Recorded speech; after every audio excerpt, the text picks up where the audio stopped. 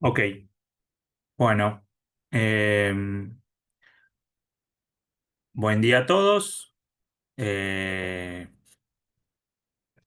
Último día de la semana. Vamos a empezar tema nuevo, ¿sí? O sea, en teoría estamos arrancando hoy la unidad 4, que corresponde a la segunda parte, ¿sí? Como tuvimos un pequeño desfasaje, bueno, nada, esto es lo que teníamos que haber pensado hace unos días, pero no importa porque tenemos el margen para acomodar los temas que tenemos que dar. O sea, estuve viendo y vamos a estar bien de tiempo. Así que bueno, vamos a arrancar con esta unidad.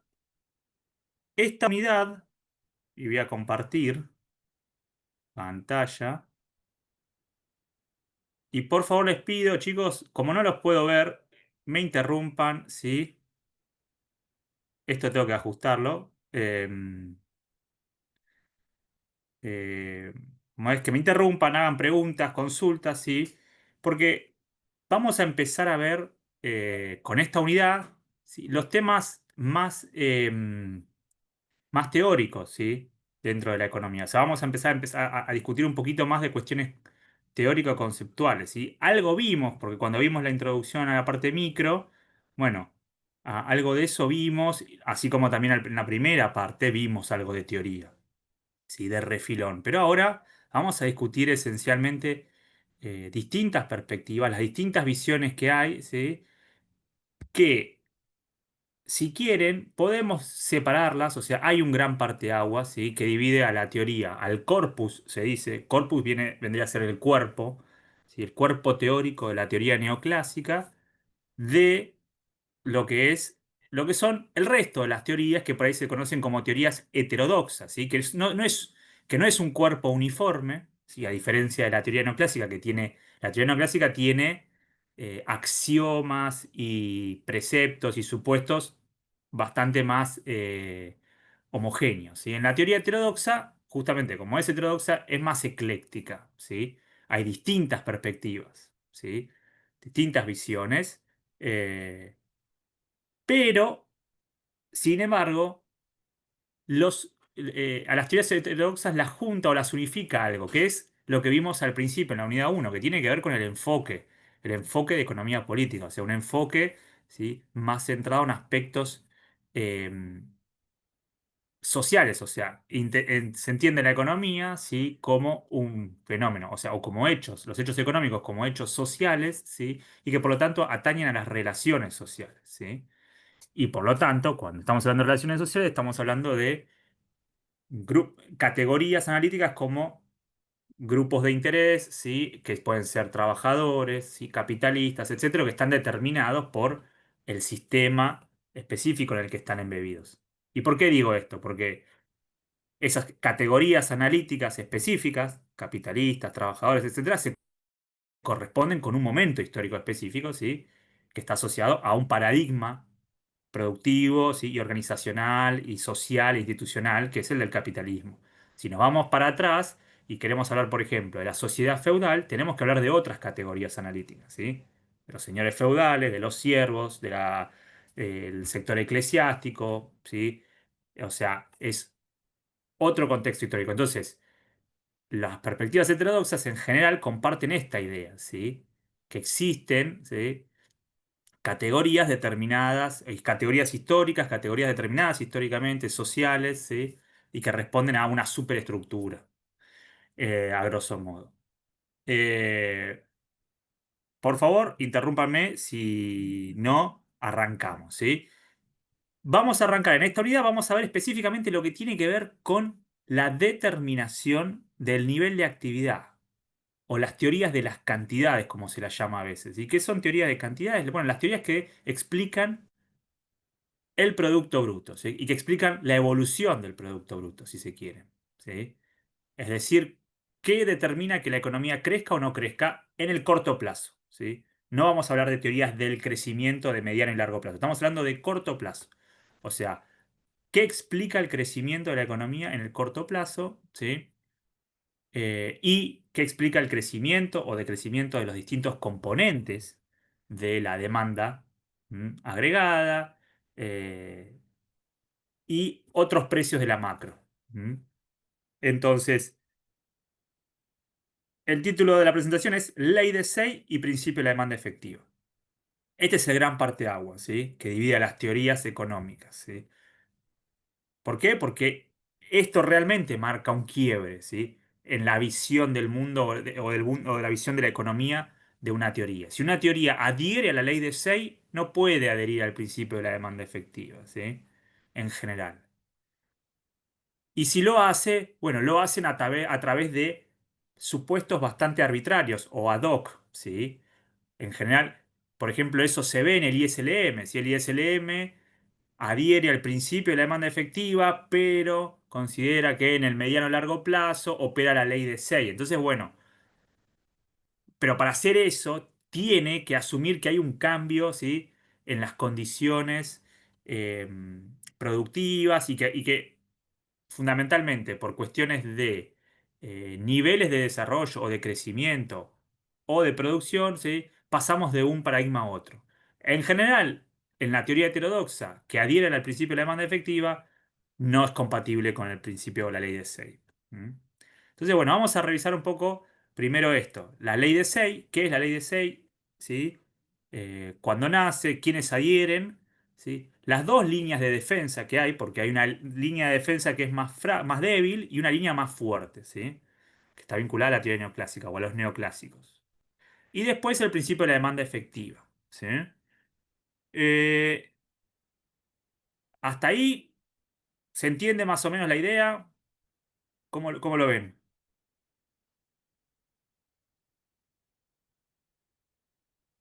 Por ahora sí, profe. Yo, a ver, los escucho muy bajitos. Espérenme un minuto. Ujú. Bueno, a ver, ahí capaz los escucho un poquito más fuerte. Ok, entonces, la ley de Say. La ley de Say obviamente corresponde con, o sea, se corresponde con el nombre de la persona que la acuñó o a que se le atribuye, que es Jean-Baptiste Say, ¿sí? Un economista del siglo XIX o que la escribió a principios del siglo XIX, ¿sí? En 1803, en el Tratado de Economía Política, Jean-Baptiste Say expone esta idea que tenía, ¿sí? Sobre la ley sobre la ley de la oferta y la demanda, concretamente. Estamos hablando de eso, ¿sí? O sea, de qué comanda a qué. Si la oferta comanda a la demanda o la demanda a la oferta. Estas cosas, tratemos de situarnos. Estamos hablando de más de 200 años, ¿sí? De historia para atrás, ¿sí? O sea, la economía era mucho más rudimentaria, se sabía mucho menos, y también, y por lo tanto los economistas y los filósofos que escribían sobre economía, porque en general no existían los economistas a secas, ¿sí? Adam Smith no era solamente un economista, escribía sobre filosofía, escribía sobre distintas cosas, había matemáticos que escribían de economía, o sea, era una ciencia en construcción. Entonces, como una ciencia en construcción, eh, se escribía de forma diferente, ¿sí? Y se permitía, ¿sí? Divagar un poco más, si se quieren, hablando mal y pronto. Entonces, Say lo que veía es lo siguiente, y acá tenemos para eso una reproducción de sus palabras textuales, ¿eh? Por si no me creen a mí, que ustedes lo puedan ver. Estoy tratando de cerrar esto. No, me equivoqué. Cualquier cosa. ¿Qué pasó acá? Quería...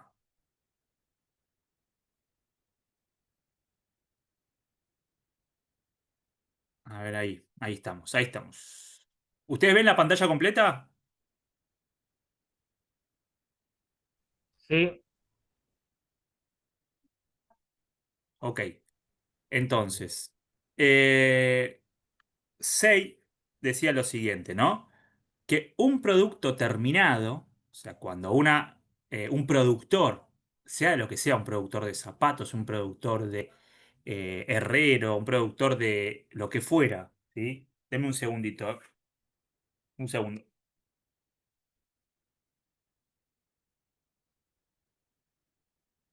Ok, cuando un productor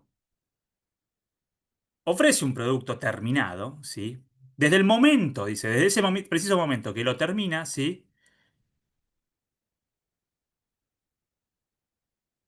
Un producto terminado ofrece desde ese preciso instante un mercado a otros productos por todo el monto de su valor. ¿Qué quiere decir esto? ¿Sí? Que parece medio trabalenguas, ¿sí? Lo siguiente, vamos a leer toda la frase. En efecto, cuando un productor termina un producto, su mayor deseo es venderlo, para que el valor de dicho producto no permanezca improductivo en sus manos, o sea, para no haber producido algo que no le genera un ingreso efectivo. Entonces, pero no está menos apresurado por deshacerse del dinero que le provee a su venta. O sea, así como quiere venderlo para generar un ingreso, también quiere deshacerse de ese ingreso, ¿sí? Porque dice, no le sirve de nada el ingreso, el dinero en la mano, ¿sí? O para que el valor del dinero tampoco quede improductivo. Ahora bien, no podemos deshacernos del dinero más que motivados por el deseo de comprar un producto cualquiera. Vemos entonces que el simple hecho de la formación de un producto abre desde ese preciso instante un mercado a otros productos, ¿no? Cierra con lo que empezó. O sea, ¿qué está diciendo Sei? Que desde el momento en que yo produzco algo, ¿sí? Para producirlo tuve que adelantar capital, por lo general es así, tuve que invertir, ¿sí? Tuve que pagar salarios, tuve que comprar insumos. Imagínense el tipo que fabrica marroquinería, que fabrica carteras de cuero. Tuvo que adelantar capital, tuvo que pagar servicios, tuvo que pagarle a em, empleados, ¿sí? Y, a ver, perdón, ¿eh? Y tuvo que, y bueno, y obviamente le puso un valor a eso que quiere valorizar. Ahora, eh, lo que está diciendo Sei es simplemente que adelantar ese capital, que va a determinar el valor de lo que produjo, bueno, implica que está generando ingresos, ¿sí? O sea, el valor agregado se traduce en ingresos de otras personas o que ingresos de que va a parar a otras manos, que va a ir a demandar otros bienes y que por lo tanto está creando, ¿sí? Mercado, se dice, o sea, está abriendo mercado. Entonces, el producto, ¿sí? Solamente por ofrecerse, ¿sí? Genera un mercado a otros productos, ¿sí? Abre la posibilidad de que se demanden otros bienes por un monto similar. Esa es la idea esencial de SEI, que dicha en una forma mucho más resumida es que, y es la famosa frase a la que se le asocia la ley de SEI, es que toda oferta crea su propia demanda, ¿sí?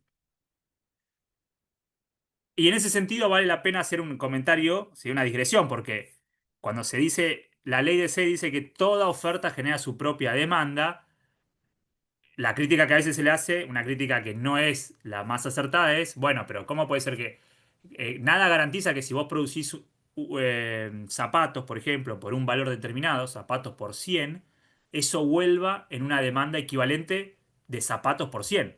Porque no quiere decir que si vos le pagaste a los trabajadores van a ir y te van a comprar zapatos a vos. O sea, existen otros bienes que se van a demandar.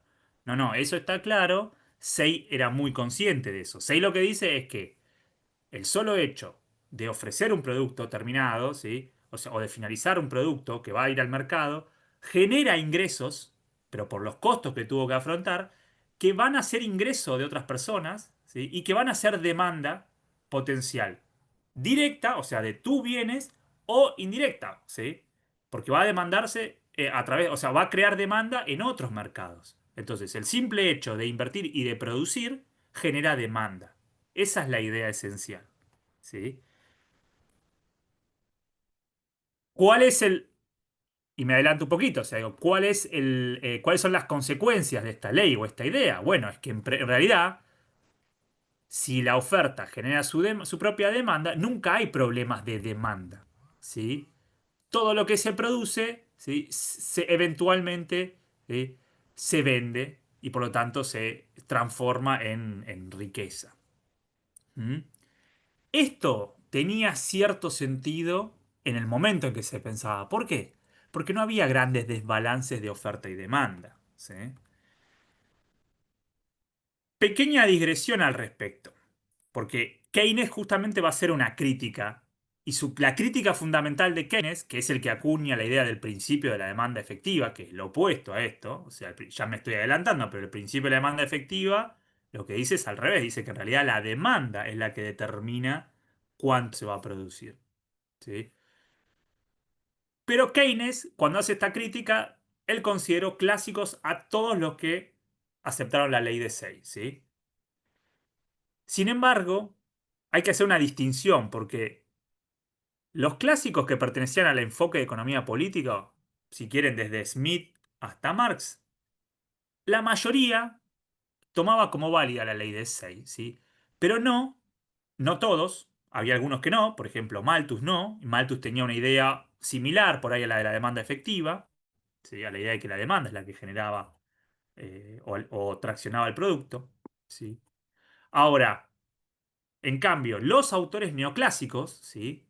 Desde la revolución marginalista de 1870 para adelante, desde la revolución con Gibbons, Mergen y Walras, y después Marshall y otros, para adelante, ellos sí la aceptaban como una regla férrea, dura, ¿sí? Marx ciertamente fue crítico con la ley de Say, ¿sí? ¿Por qué? Porque él sugería que el objetivo de la producción es el consumo, o sea, nadie produce para no demandar, para no vender. Por lo tanto, de alguna manera estaba diciendo que la producción se realiza cuando se vende y la venta se efectiviza cuando hay poder de demanda, poder de consumo. O sea, sin demanda no hay producción, ¿sí? Ricardo tenía una idea similar, ¿sí? Sugería que nadie continuaría produciendo algo para lo que no hay demanda, es decir, que la idea esta de que vos producís algo y el momento en que producís genera ingresos que van a terminar generando una demanda de tu bien de manera directa o indirecta, ¿sí? De manera, recuerden, directa es porque los ingresos que vos generás vuelven a demandar tus bienes o indirecta porque eh, eventualmente va a llegarte porque generaste ingresos en otros sectores, ¿sí? Entonces, Ricardo en realidad sí veía que no, que podía suceder que hubiera un desbalance fuerte entre oferta y demanda.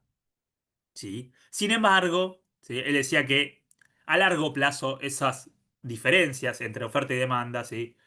Se terminaban compensando y en realidad, ¿sí? Era en la producción y el aumento de la productividad lo que determinaba el crecimiento a largo plazo. Porque está bien, era algo que más o menos ellos veían, porque no había grandes desbalances, grandes desequilibrios, ¿sí? Entre oferta y demanda. Y en realidad veían esto, ¿no? Veían que la acumulación tenía que ver más que nada con el desarrollo de las fuerzas productivas, o sea, veían que tenía que ver con factores de oferta. ¿Mm? Pero tenían mucho que ver con el momento histórico. Acá hay una frase sacada de los principios de economía política e impositiva de Ricardo, que es, es su obra más importante, ¿sí? Que él dice, ¿no? Say, sin embargo, ha demostrado muy satisfactoriamente que no hay cantidad de capital que no pueda emplearse en un país porque la demanda solo está limitada por la producción, ¿sí? O sea, él está diciendo lo que decía Say, ¿sí? Que la demanda está solo limitada por la producción, o sea, lo que estamos diciendo acá no solo es que la producción no tiene problemas de demanda, o sea que todo lo que se produce se puede colocar,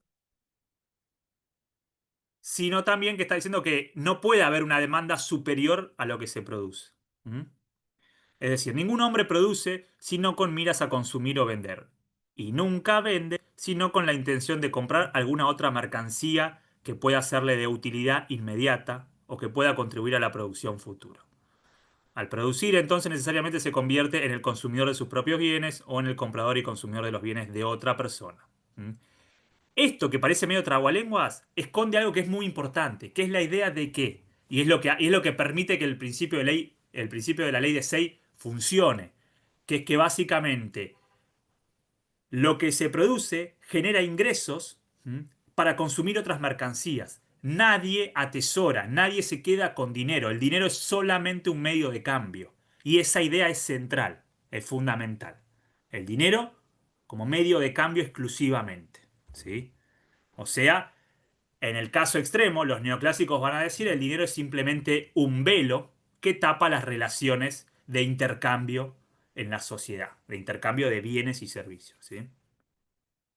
No debe suponerse que durante un periodo de tiempo deba estar mal informado de las mercancías que puede producir más ventajosamente para alcanzar el objeto que tiene en vista, a saber, la posesión de otros bienes. Y por lo tanto, no es probable que produzca continuamente una mercancía para la que no hay demanda. O sea, básicamente está diciendo, Nadie va a producir sistemáticamente algo que no se vende, ¿sí? O sea, de alguna manera ahí está reconociendo que la demanda es importante.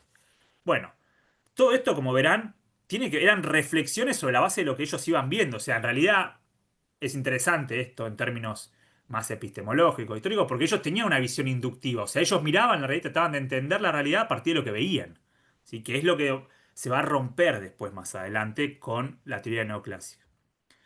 Entonces, en esta sencilla historia, si un capitalista ahorra, ¿sí? Y esto es importante, ¿sí? Si un capitalista guarda una parte del ingreso, ¿m?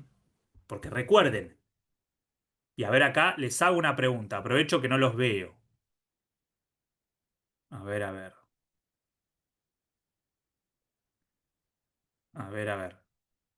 para ver si están ahí atentos. El ingreso, dijimos que se reparte en qué dos elementos. ¿Cómo se puede utilizar el ingreso? Que se genera a través del proceso de producción, ¿no? Dijimos, el proceso de producción, ¿sí? Genera valor agregado en la economía. Ese valor agregado, ¿en qué se distribuye? ¿Cómo se distribuye?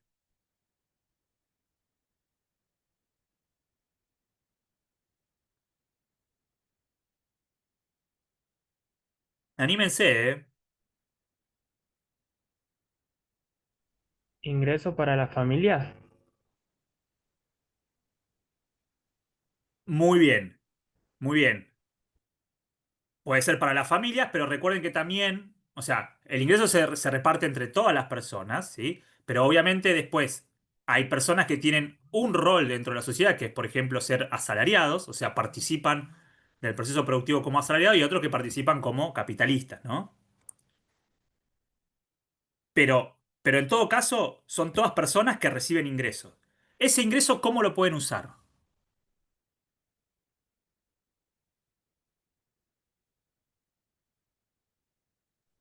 Para consumo o ahorro. Muy bien, Santiago. O sea, sean trabajadores, sean pequeñas pymes que tienen ingresos mixtos, ¿sí? O un kiosquero o lo que sea, o sea un empresario grande, ¿sí?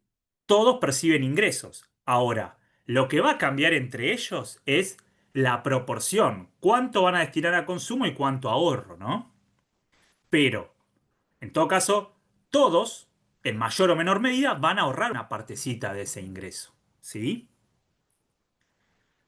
Ahora, podemos pensar, ¿sí? Que el ingreso, el ahorro más importante en términos de volumen, de cantidad, pero también en términos productivos, es el de los empresarios. O sea, ¿qué quiero decir? Los empresarios, ¿sí? De lo que ganan, de la ganancia, ¿sí? Una parte será ingreso propio y otra parte la guardarán para, como ahorro, ¿sí? Para reinvertir. ¿Mm? Eh, y por lo tanto, ¿sí? De ahí sale, ¿qué cosa? La igualdad que vimos, ¿se acuerdan? De las cuentas nacionales, que el ahorro termina siendo igual a la inversión, porque si nosotros descontamos la parte que consumen las personas, bueno, nos queda que el ahorro, ¿sí? Como un residuo, o sea, del ingreso, sacando el consumo, lo que queda que es ahorro, tiene que ser igual a lo que va a parar a inversión, ¿sí? Contablemente, en términos contables. Ahora,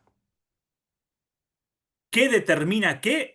Es lo que estamos tratando de ver ahora, ¿sí? Nosotros habíamos visto que en las cuentas nacionales esa igualdad se cumple siempre, pero se cumple porque es una igualdad contable, una identidad contable. Lo que estamos tratando de dilucidar ahora es qué explica qué. Y por eso yo les digo que acá hay un parteaguas, porque hay dos caminos posibles. O el ahorro determina la inversión, o la inversión determina el ahorro. Bueno, la ley de Say lo que nos está diciendo es que el ahorro determina la inversión. ¿Mm? Es decir, volviendo acá, ¿no? A la presentación. Si un capitalista ahorra, es por definición porque pretende invertir. O sea, el ahorro monetario, ¿sí? Dinerario, no se lo piensa quedar en esta teoría, lo piensa usar. Nadie guarda dinero porque sí, porque de manera improductiva. Eso es lo que nos decía antes Say. Entonces, En este cuentito, o en esta visión teórica, para ser más precisos, ¿sí? El ahorro de los capitalistas, porque son los que ahorran más, ¿sí? Necesariamente se va a volcar, ¿sí? A demanda. ¿Demanda de bienes de qué? Demanda de bienes de inversión, ¿sí? Va a invertir maquinaria, equipamiento, etcétera, ¿sí? Para poder producir más en el futuro, ¿sí? Eh, y por esto, y por esta razón, esta sencilla razón, ¿sí? Después, en la teoría neoclásica, el ahorro se define de la siguiente forma. El ahorro no se define como un residuo, se define como consumo futuro, ¿sí? ¿Qué es lo que está diciendo la teoría neoclásica? Es que no hay nada que se pierda, ¿sí? Todo el ingreso que se genera o se consume hoy en forma de consumo o se consume mañana, ¿sí? Y hoy se llama ahorro. Entonces, el ahorro hoy no es otra cosa que consumo futuro. Entonces, si eso es así, te dicen no hay, por definición, desequilibrios. Toda oferta genera siempre su misma demanda, en nivel, la misma cantidad, ¿sí? Ahora, lo- Los, los economistas de la escuela del enfoque de la economía política, del excedente, los economistas clásicos, ¿sí? Desde Smith, pasando por Ricardo hasta Marx, consideraban que este mecanismo era más o menos así. O sea, el ahorro era después lo que se canalizaba a la inversión. O sea, la cantidad de ahorro determinaba la cantidad de inversión. Con eso estaban más o menos de acuerdo. Ahora, ellos en ningún momento hablaban de un mecanismo de ajuste entre la inversión y el ahorro. No sé si recuerdan que vimos o no. Ahora lo vamos a hacer. Un mercado con dos curvas, ¿sí? De oferta de ahorro y demanda de inversión que se encuentren en un mismo mercado, ¿sí? Y que tengan un único precio, ¿sí? De equilibrio. O sea, ellos, porque en ese momento no estaban ni cerca de pensar esto, ¿sí? Ellos pensaban que el ahorro, ¿sí? Se canalizaba la inversión, pero no que había un mercado de ahorro e inversión que tenía un precio único. ¿Mm? Y cuando hablo de un precio único me refiero a un mercado como los que conocemos nosotros, ¿no? El de las tijeras, o sea, que haya oferta y demanda y que haya un precio de equilibrio que vacíe ese mercado. Además, dicen, no hay garantía de que si el sistema utilice plenamente los recursos laborales o de que el sistema esté en pleno empleo. ¿Por qué? Porque cuando decimos que existe un mercado de oferta con una curva creciente de ahorro y demanda de inversión, ya vamos a ver de estas curvas dónde salen, pero en principio tómenlo así, estamos diciendo, ¿sí? Que existe algún precio, ¿sí? Y se los adelanto, es la tasa de interés, hay algún precio que hace que la oferta de ahorro sea igual a la demanda de inversión, pero cuando ese punto se encuentra, ¿sí? Va a ser el punto de equilibrio, ¿sí? En el cual se usen plenamente los recursos. ¿Mm? En un esquema más neoclásico. Bueno, los del enfoque de economía política no decían nada de esto, ¿sí? No decían que había una relación entre que el ahorro, la cantidad de ahorro, ¿sí? Que si se le pagaba una tasa de interés determinada, permitía cubrir la demanda de inversión que hacía que se vacíe el mercado de trabajo y estuviéramos en pleno empleo. Para nada. ¿Mm? Al contrario, ellos pensaban que la tasa de interés de la economía estaba regulada por la tasa de ganancia. O sea, las tasas de interés, ¿sí? Se asociaban a la tasa de ganancia de la economía. Ellos veían otra cosa, veían que la tasa de ganancia tendía a igualarse entre los sectores. ¿Por qué? Porque existía competencia, pero no competencia perfecta. Existía competencia de capitales. Entonces, cuando un sector le estaba yendo muy bien y tenía una tasa de ganancia mayor al promedio, bueno, como había movilidad de capitales, eso atraía capitales al sector. Imagínense que el sector textil está teniendo una tasa de ganancia superior al del sector de fabricación de marroquinería, ¿no? De vuelta, de carteras. Entonces, lo que veían ellos es que por el propio juego, ¿sí? De el libre flujo de los capitales, ¿sí? Entre mercados, los capitalistas se irían o invertirían en el sector textil porque tiene una tasa de ganancia más grande y esa migración haría que haya una mayor acumulación de capital y que al final la tasa de ganancia baje y se iguale al promedio. Entonces, rápidamente, ¿sí? Lo que decían los economistas clásicos reales, ¿sí? O los del enfoque de economía política es que la competencia, ¿sí? Entre capitalistas hacía que el capital vaya de un sector a otro buscando la mayor rentabilidad y eso terminaba haciendo que las tasas de ganancias se igualaran entre los sectores. Pero en ningún momento decían que necesariamente eso, ¿sí? Eso o esas tasas de interés eran las que, eh, esas tasas de interés que estaban reguladas por la tasa de ganancia, hicieran que se vaciaran el ahorro y la inversión, o que existiera un mercado de ahorro de inversión, ¿sí? Nada de eso. Esta es la principal diferencia entre la versión clásica de la ley de Say y la versión marginalista o neoclásica. ¿Sí?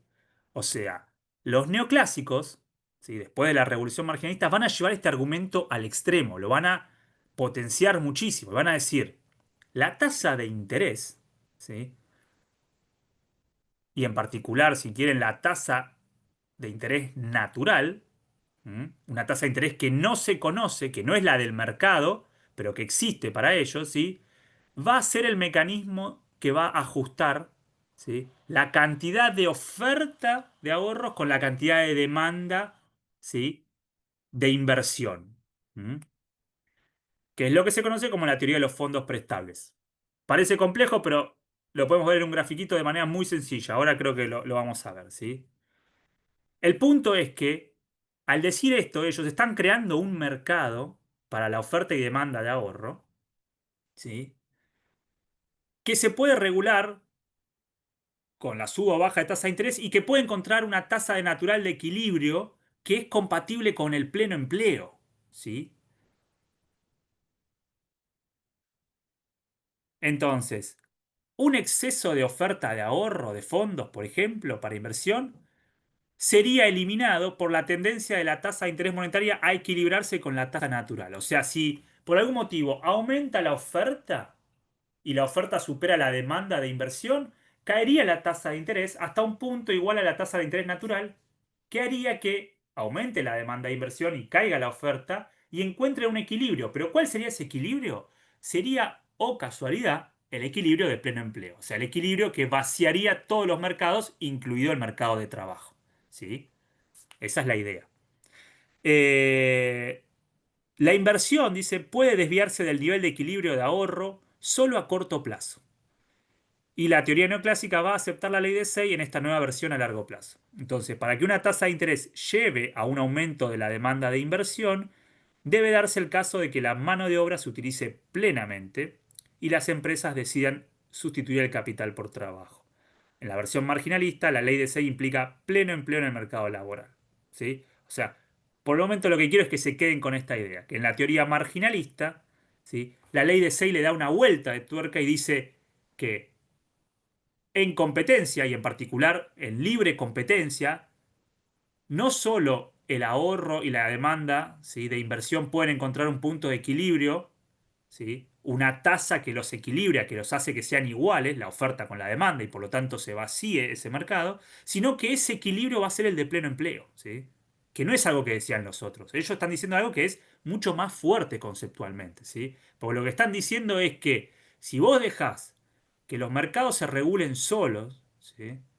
No intervenís y no intervenís en las tasas de interés, por ejemplo,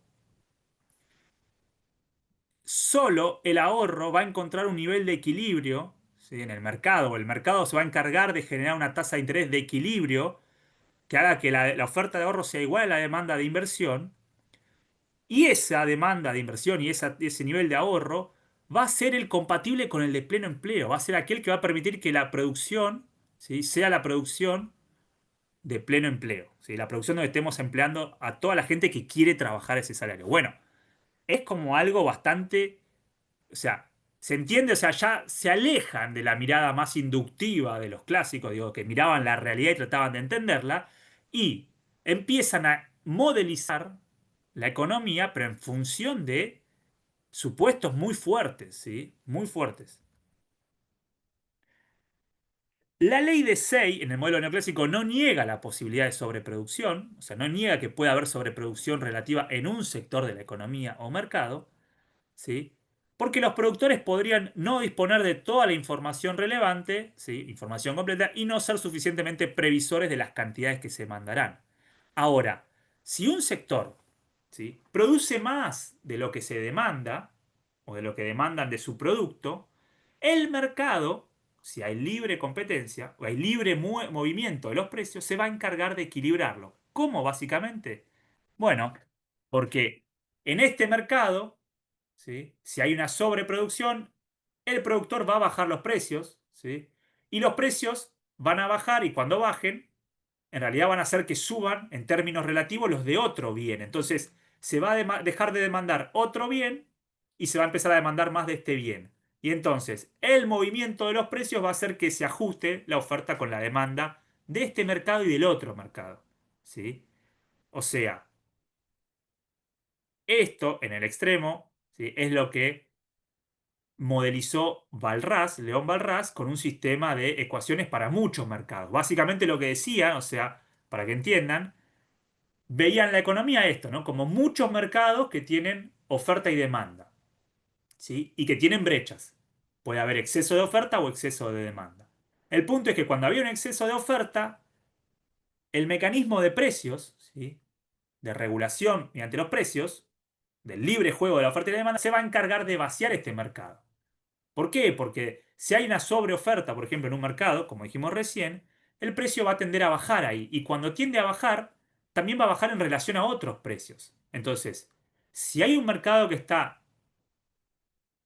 hay sobreoferta, o sea que hay más oferta que demanda, por la ley de Walras y por lo que vimos en la clase, necesariamente en otro mercado tiene que haber ¿qué? Un exceso de demanda. Entonces, se van a cerrar las brechas y se van a compensar la sobreoferta con el exceso de demanda con el juego de los precios, ¿sí? Acá van a bajar los precios y acá van a subir los precios y van a hacer que se vacíen los dos mercados. Esa es la idea detrás de esto, ¿sí? Entonces, el exceso de oferta solo puede ser temporal porque suponiendo libre competencia y precios relativos flexibles, o sea, el precio de un bien en relación al de otro, estos últimos van a ser corregidos por las fuerzas de mercado. Yo sé que parece medio chino, pero no es tan complejo. Les pido sí que me digan si se entiende o no, y si quieren paramos 2 minutos y me preguntan.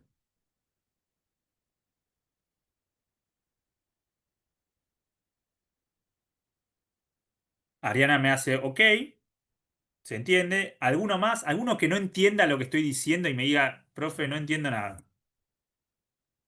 Que es completamente válido porque esto es difícil. A mí me costó muchos, muchos, muchos años entenderlo. Y todavía no soy un súper entendido en el tema, ¿no? Eh, bueno, pero si no tienen dudas, yo entro recién, profe, no entiendo mucho, dice Saya. Ok. ¿Querés preguntarme algo o no entendés nada de nada porque entraste recién, Saya?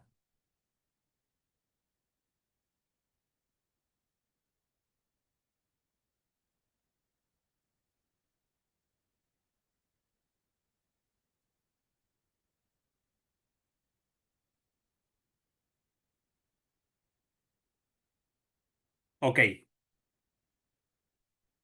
lo de modelo neoclásico. A ver, total, preferible ir con pie de plomo y repasar, total, digo, estas cosas preferible explicarlas mejor. A ver, lo hago así como con titulares bien concisos para que se entiendan las ideas, para no irme no irme por las ramas. La ley de Say, ¿qué es lo que propone? Que la oferta genera su propia demanda. ¿Crea su propia demanda? ¿La oferta de un bien genera su propia demanda, digo, directamente? No. Lo que dice el 6 es que cuando vos ofreces un producto, desde el momento que ofreces un producto, eso genera ingresos, ¿sí? Y esos ingresos van a ir a la demanda de bienes porque nadie se quiere quedar con ingresos en dinero, ¿sí? Eso es lo que dice el 6. Entonces van a ir a demandar otros bienes, ¿sí? O el mismo bien. Supongan que una partecita va a demandar el bien que vos producís y la otra no, pero la otra va a ir a demandar otros bienes y al demandar otros bienes, ese productor de otros bienes va a generar ingresos que en algún momento van a terminar llegando a tu bien. ¿Se entiende? Entonces, esa es la idea de la ley de Say. ¿Mm? Ahora, tenemos dos líneas de defensa de la ley de Say, ¿sí? Los economistas de la economía política, ¿sí? Los clásicos, Smith, Ricardo y Marx, que adherían a la teoría del valor trabajo, estaban más preocupados por cuestiones distributivas, estaban más preocupados por eso, por cómo se genera la riqueza, cómo se determinan los precios, cómo se determina la distribución de la riqueza, ¿sí? Y el crecimiento no era un problema. ¿Por qué? Porque no había grandes fluctuaciones, no había ciclos económicos tan marcados como vemos ahora, ¿sí? Esencialmente, ¿por qué? Porque no eran economía, todavía la economía capitalista estaba en desarrollo, no había, ¿sí? Grandes niveles de apalancamiento financiero, básicamente. No había grandes niveles de endeudamiento que generen desbalances muy fuertes. Entonces, más o menos lo que se ofrecía se vendía. O sea, la economía no tenía ciclos pronunciados, ¿sí? Crecía más o menos, sí tenía ciclos, pero mucho más suavizados. Entonces, para ellos era aceptable pensar que todo lo que se produce va a ser demandado en algún momento. Pero ellos aceptaban la ley de Say como estaba, así, punto. Nada más. En ningún momento decían que lo que dicen los neoclásicos. Los neoclásicos que decían que son los que la defienden, la ley, la línea de defensa fuerte de la ley de Say. Los neoclásicos dicen no. La ley de Say se cumple, ¿sí? Puede haber desbalances de corto, pero se cumple a mediano y largo plazo siempre. O sea, la oferta genera su demanda, su propia demanda. Y si hay libre competencia, ¿sí? Y precios flexibles, lo que va a suceder es que la parte del ingreso que no se consuma y que se ahorra se va a ir siempre a la inversión. ¿Y cómo se va a igualar a la inversión? Bueno, a través de la tasa de interés. O sea, ellos dicen, hay un mercado que no existe como tal, pero ellos dicen, existe un mercado, que es el mercado donde se igualan las curvas de oferta y de demanda de inversión. ¿Mm? ¿La oferta de qué depende? Dice ellos, bueno, de la tasa de interés. La gente ofrece más ahorro, ¿sí? O ahorra más si le pagan más tasa de interés, porque le va a generar que más ingresos a futuro para consumir más. Pero para los neoclásicos, ¿sí? Siempre recuerden, el ahorro es consumo futuro, o sea, nadie ahorra porque sí dinero. Ahorran para consumir más bienes mañana. Entonces, eso determina la curva de oferta con pendiente positiva, ¿sí? La gente ahorra más si sube la tasa de interés y ahorra menos si baja la tasa de interés. Y las empresas demandan para inversión, ¿sí? Dinero si la tasa de interés es baja. Si la tasa de interés sube, ¿sí? Eso hace que los proyectos de inversión se encarezcan. Esto lo vamos a ver un poquito más adelante, ¿sí? Pero en principio tómenlo así. Hay como una relación negativa entre la tasa de interés y la inversión. Entonces, si baja la tasa de interés, esto habilita que haya más proyectos que sean viables. Entonces, aparecen más proyectos de inversión. Si la tasa sube, ¿sí? Se encarece el crédito, entonces salen proyectos de inversión que se iban a hacer, se dejan de hacer, se deja de mandar para invertir. El punto es que entonces, si tenemos dos curvas, hay un punto en el que se van a cruzar. Entonces, ellos dicen, hay una tasa de interés natural, ¿sí? Que es aquella en la que se cruzan la oferta y la demanda, y es, además, con la cual se vacían todos los mercados, incluyendo el mercado de trabajo. Ni más ni menos, ¿sí? ¿Por qué? Porque es el punto donde la oferta se hace igual a la demanda, ¿sí? Recuerden, oferta de ahorro igual a demanda de inversión es sinónimo de oferta agregada, la oferta agregada de bienes de la economía y la demanda agregada. Entonces,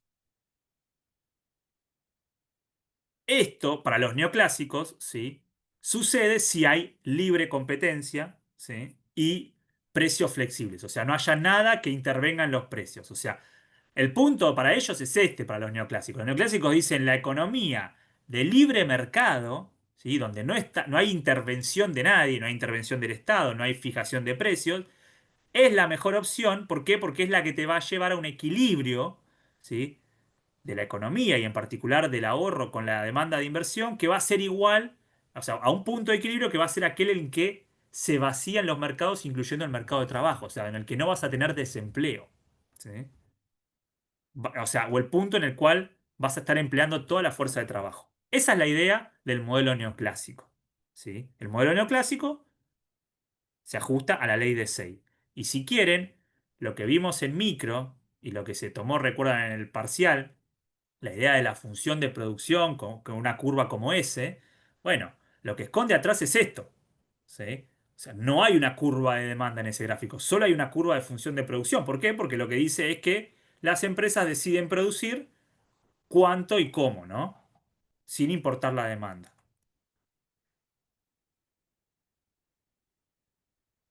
¿Cuáles son los supuestos del modelo canónico? Canónico quiere decir como el modelo estándar.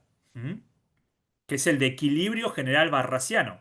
Este que yo les digo, ¿sí? Es el modelo que dice cómo se vacían los mercados, ¿sí? Para estar en equilibrio y para encontrar un equilibrio de pleno empleo, o sea, un equilibrio perfecto, ¿no? Óptimo, un equilibrio óptimo. Bueno, todos los agentes económicos, empresas y hogares son racionales y tienen como objetivo maximizar sus ganancias, en el caso de las empresas, o la utilidad, en el caso de los hogares. La utilidad es la utilidad que le dan los bienes, ¿sí? Que algo de eso vimos. Eh, y además no sufren ilusión de dinero. O sea, ¿qué quiere decir ilusión monetaria, de dinero, monetaria? eh, que no se dejan engañar por el valor nominal del dinero, sino que ellos todo el tiempo están viendo el valor del dinero en relación a lo que pueden comprar, ¿sí? El poder de compra real del dinero. ¿Por qué? Porque lo único que miran son variables reales, o sea, cuánto puedo comprar, ¿sí? De bienes y servicios. Todos los mercados son perfectamente competitivos, por lo cual los agentes deciden cuánto comprar y vender sobre la base de un conjunto dado de precios que son perfectamente flexibles, o sea, los precios se ajustan libremente. ¿Mm? Todos los agentes tienen un conocimiento perfecto de las condiciones de mercado y los precios antes de participar en el comercio. ¿Les suena a algo estos supuestos del modelo?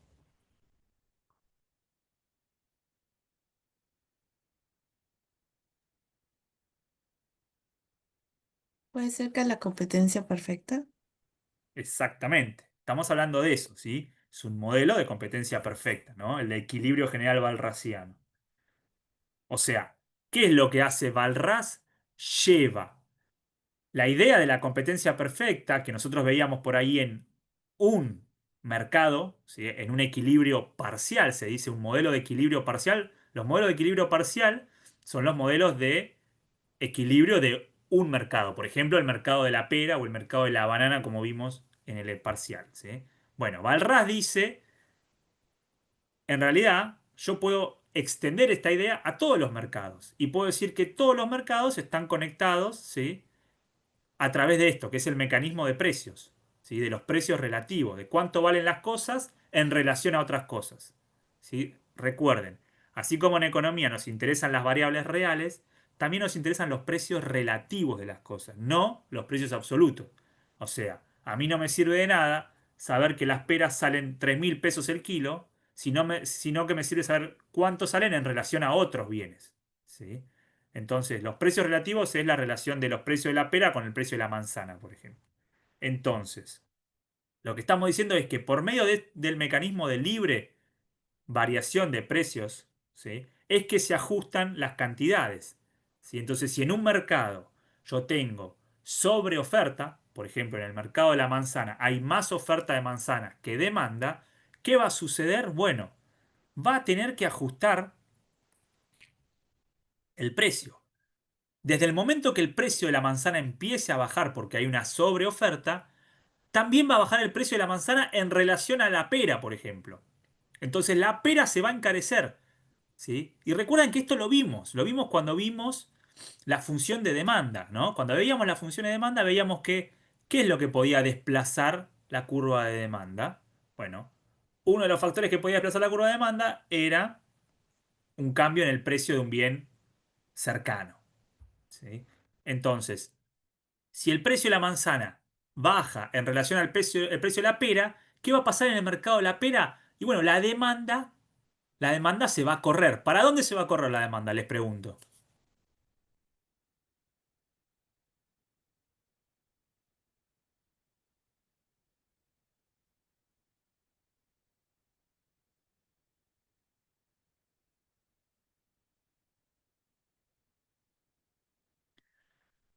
Se va a contraer, va a caer la demanda. Claro, muy bien. Muy bien, Daira. ¿Mm? Entonces, desde el momento en que empieza a ajustar el precio, ¿sí? En el mercado de manzanas empieza en términos relativos, ¿sí? A subir el precio de la pera. ¿Sí? Entonces la gente deja de consumir peras y se va al mercado de manzana. Y así se equilibran los mercados, se vacían, ¿sí? Se igualan la oferta con la demanda en cada uno de los mercados. Bueno, este ejercicio para dos mercados lo podemos hacer extensivo para n mercados. Eso es lo que se encarga de hacer Balraj con el modelo de equilibrio general. Él hace un modelo con n mercados. Dice, si tengo n mercados, ¿sí? Bueno, hay un vector de precios que hace que se vacíen todos. Existe una combinación de precios que se vacían todos. Denme un segundito, please. Un segundito, ¿eh?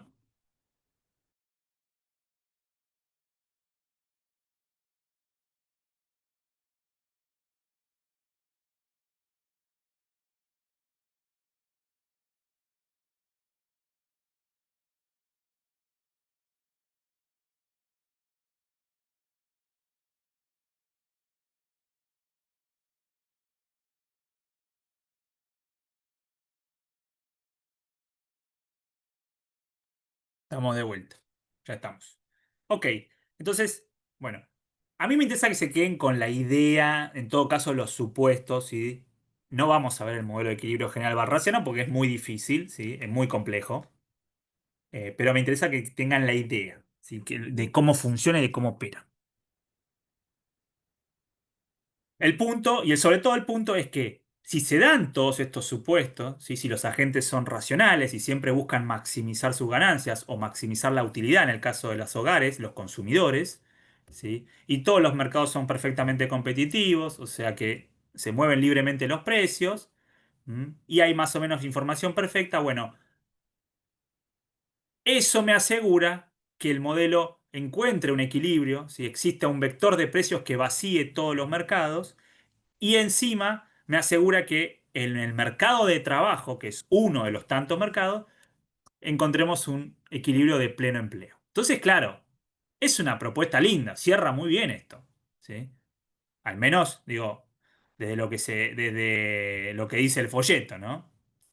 Eh, Después, claro, esto es, después ¿qué sucede, chicos, con esto? Esto es un modelo. O sea, acá es donde se empieza a separar la economía, ¿sí? De la evidencia empírica o metodológicamente se empieza a separar y se deja de pensar como una ciencia inductiva, donde se mira la realidad, se observan los hechos como hechos sociales y se la empieza a pensar como con una lógica matemática, ¿sí? O una lógica netamente deductiva. ¿Qué quiere decir? Que si yo planteo un modelo, ¿sí? No importan los supuestos, ¿sí?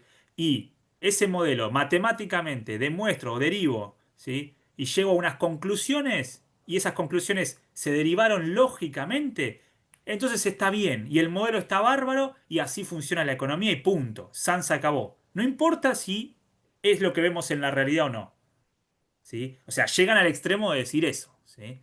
Dicen que la teoría es matemática, cuando en realidad la matemática es una herramienta, ¿sí? Que tiene que servir para explicar la realidad, pero nunca la realidad va a estar por debajo de del herramental matemático, ¿sí? Entonces, a ver, un segundito, porque por ahí están escribiendo algo y me estoy perdiendo. Nada. Ok, determinación del empleo y la producción. ¿Qué hay detrás de esto que estamos diciendo y que esconde la ley de Say? Bueno, la ley de Say esconde una mirada particular del dinero, ¿sí? Que es la proposición clásica de neutralidad, ¿sí? Neutralidad implica que el nivel de producción Volvamos a la curva de oferta, la curva de producción que ustedes conocen, ¿sí? Que vimos. ¿Mm? El nivel de producción va a ser siempre independiente de la cantidad de dinero en la economía. ¿Mm? O sea, el dinero es, de vuelta, un velo que sirve para realizar transacciones, intercambios, pero no tiene ningún valor intrínseco el dinero. ¿Sí? Keynes va a rebatir esto. Keynes va a decir, no. Pero entonces, siguiendo con esta lógica, con este principio, entonces dicen que a corto plazo, asumamos que el único insumo variable es el trabajo. O sea, la cantidad de capital aportado y el estado de la tecnología van a ser constantes. ¿Qué tenemos acá abajo? ¿Qué es lo que tenemos acá abajo? La función de producción del modelo neoclásico. ¿Sí? La función más típica del modelo neoclásico de producción, que ustedes quizás ya en microeconomía lo van a ver con un poquito más de detalle. Por ahora tómenlo como una función. ¿Qué es una función? Bueno, una variable que depende de otras. ¿Qué es lo que nos dice esta función? Que el ingreso nacional, el nivel de producto, ¿de qué depende? Depende de factores de oferta, no de demanda, ¿sí? Y concretamente, ¿de qué factores nos dice? Depende de A, que A vamos a llamarlo como el cambio tecnológico, el progreso tecnológico o el estado de la tecnología. Y que podemos asumir que es una constante, está fija, ¿sí? Determina el nivel de producción, porque cuanto más cambio tecnológico o a medida que avanza la tecnología, ¿sí? Se entiende que hay una mayor productividad por la incorporación de tecnología. Pero en un momento del tiempo está más o menos dado eso. ¿Sí? Obviamente se aceleraron los tiempos, hoy el cambio tecnológico es cada vez más rápido, pero en el corto plazo estamos hablando de 1 o 2 años, la tecnología está más o menos dada. Entonces, tenemos esto que está dado y después tenemos la función propiamente dicha de producción. ¿Qué es la función de producción? Es la combinación, la forma de combinar capital y trabajo. ¿Sí? Que son los otros factores productivos más importantes. Tierra la dejamos de lado, ¿sí? Porque para modelizarla no tiene mucho sentido, es algo muy específico. ¿Mm? Se puede, pero no es necesario. Entonces, las empresas combinan capital y trabajo, ¿sí? Y de la combinación de capital y trabajo, ¿sí? Sale el producto. El capital podemos asumir que está dado, está medianamente fijo. Entonces, si el capital está dado, medianamente fijo, ¿qué va a suceder? Lo que ustedes ya conocen, que a medida que crezca el único insumo variable, que es el trabajo, ¿qué va a pasar con la producción? Y a ver, acá les pregunto a ustedes, ¿qué va a suceder con la producción, con el producto?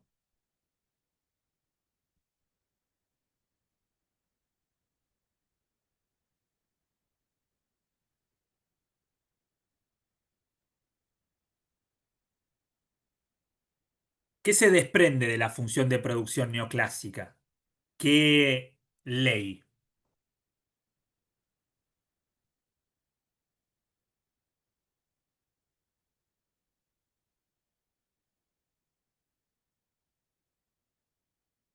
Esto estaba en el parcial anterior, ¿eh? ¿Cómo es la función de producción?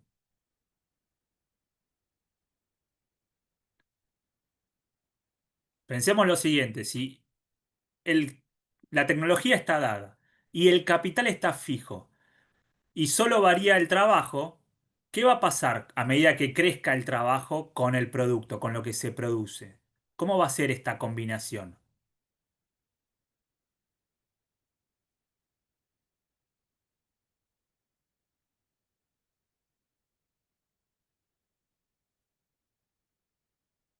¿Algún valiente? ¿Alguna? ¿Algune?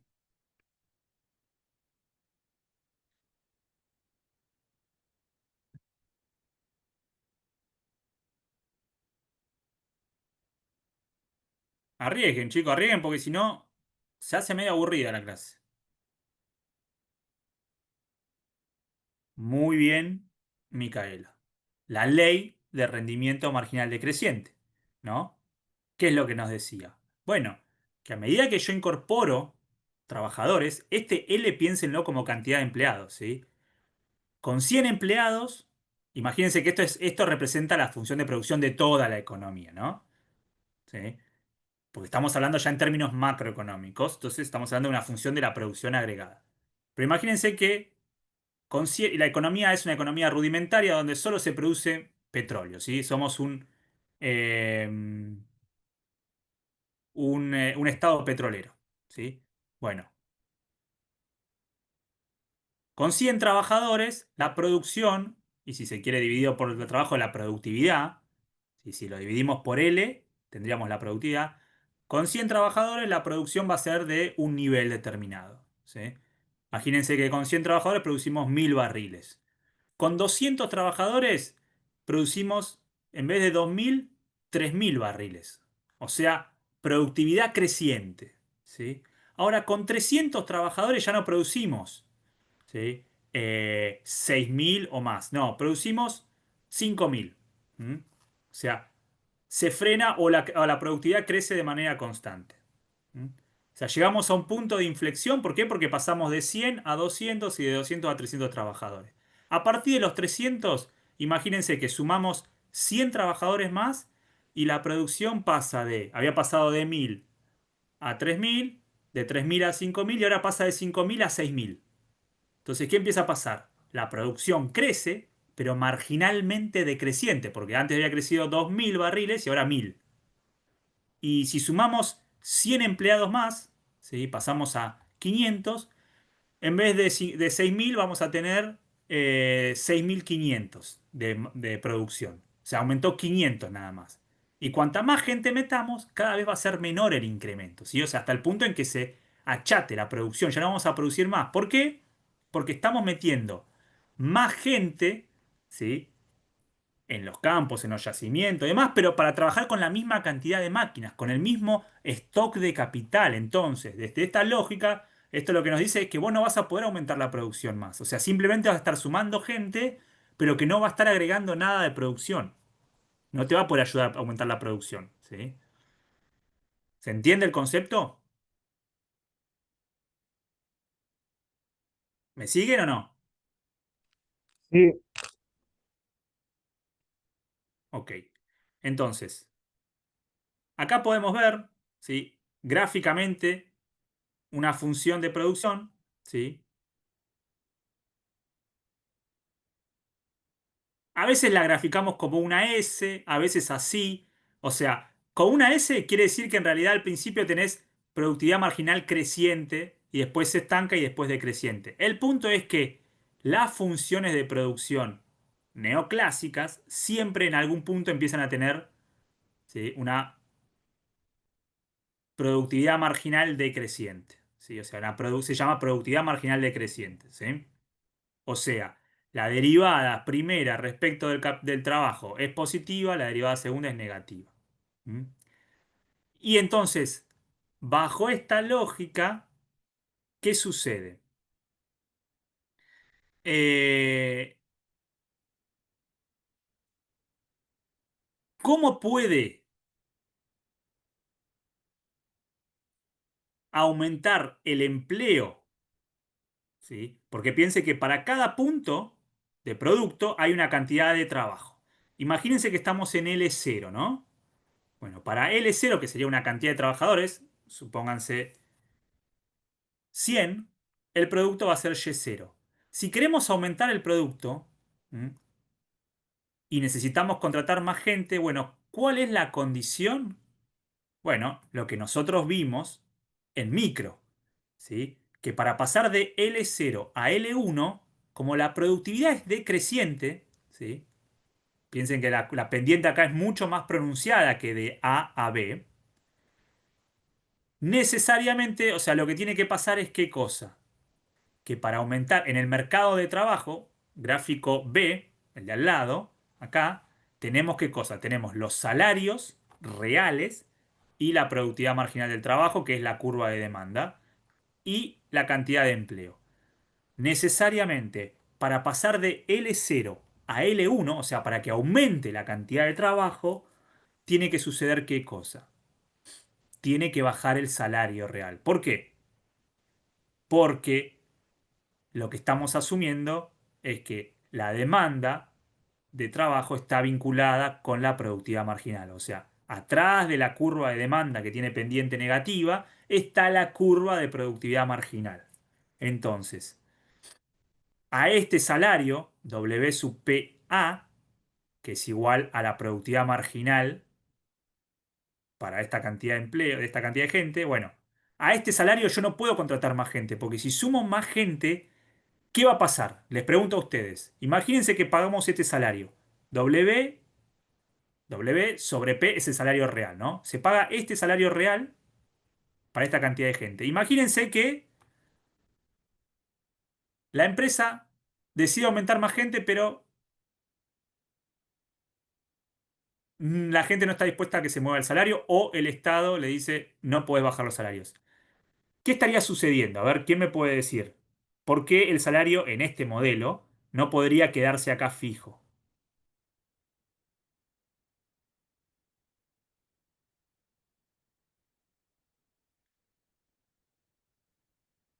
¿Qué es lo que pasa si yo en vez de tener L0 tengo L0 más 1, L0 más 2, L0 más 3 trabajadores? O sea, cada trabajador nuevo, ¿qué va a suceder con ese trabajador nuevo?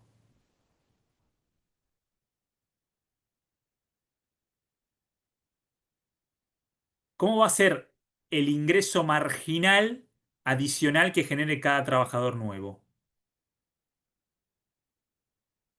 Por las dudas, MPL significa productividad marginal del trabajo en inglés, ¿sí? ¿Qué va a pasar con cada trabajador nuevo que genere? ¿Me va a generar un producto adicional igual al que había antes o no?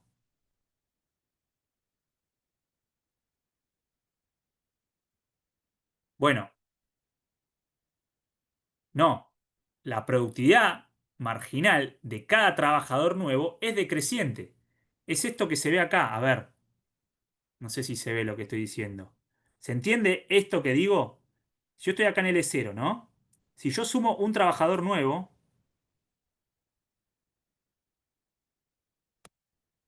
me agrega esto, ¿sí?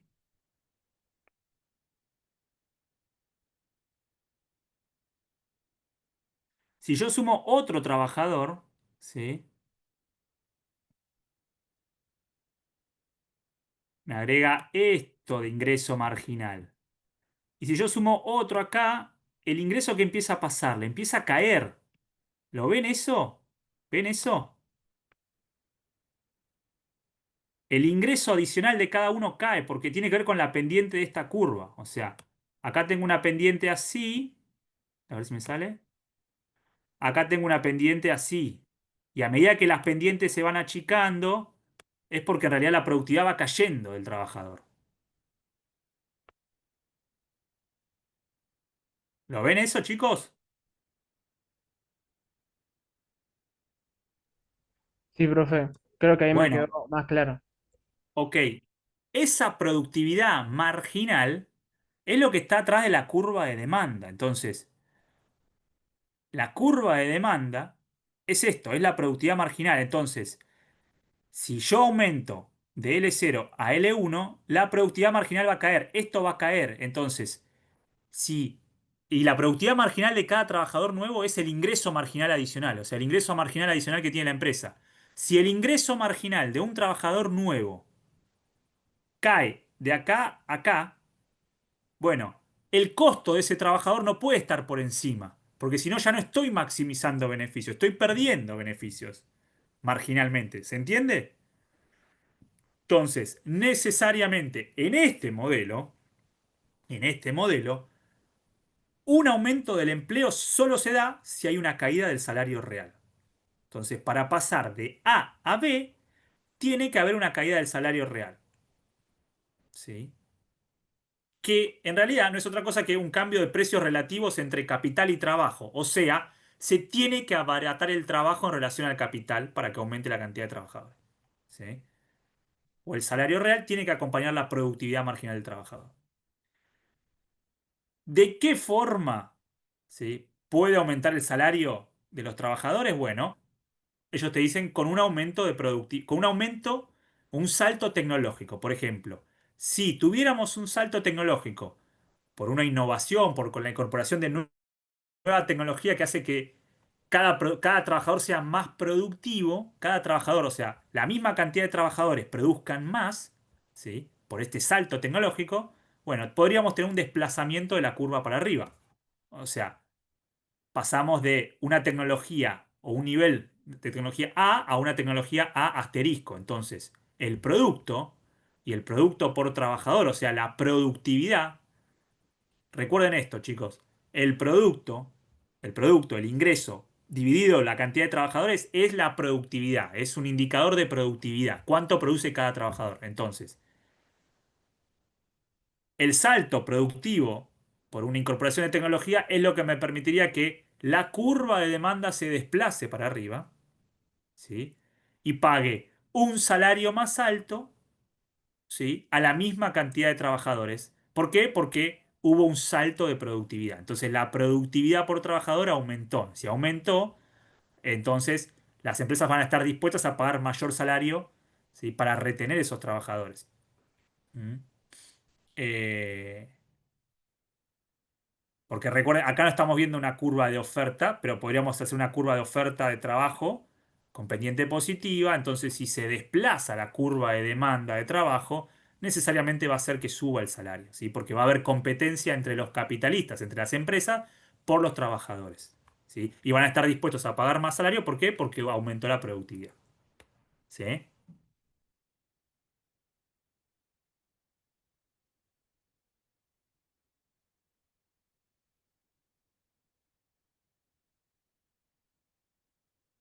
Esto es, no le den mucha bolilla, o si quieren, traten de entenderlo, está bueno, ¿sí? Lo van a ver más en micro cuando entiendan esto, pero digo, así es como funciona formalmente lo que estamos diciendo. O sea, las empresas que hacen siguen una regla, son agentes racionales y siguen una regla de maximizar beneficios, o sea, de lograr la mayor cantidad de beneficios para la empresa. ¿Los beneficios qué son?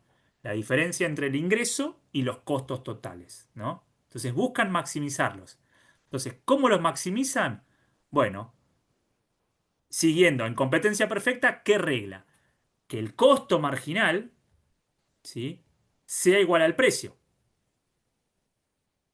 ¿Se acuerdan? ¿Sí? O sea, ¿por qué? Porque en competencia perfecta, el ingreso marginal de cada unidad nueva que yo produzca, ¿qué va a ser? Va a ser el precio, ¿sí? Esto que está acá, esta primera igualdad, ¿sí? Está en inglés, dice, serían los ingresos marginales igual al precio. ¿Por qué?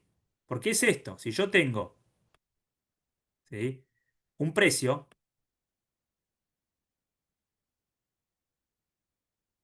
un precio determinado, que es el de competencia perfecta. eh, eh, eh, bueno, ¿cómo va a ser ese precio? Así, una recta, ¿no? Bueno, me salió horrible. Pero lo que quiero decir es, y acá tengo las cantidades que vende, ¿sí? Una empresa. Cantidades.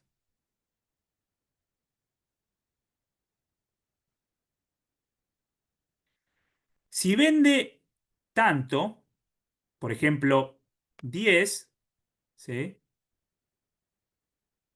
¿Cuánto va a ser el ingreso? A ver, ¿quién se anima a decírmelo? ¿Cuál va a ser el ingreso total de esta empresa? Si vende 10 unidades.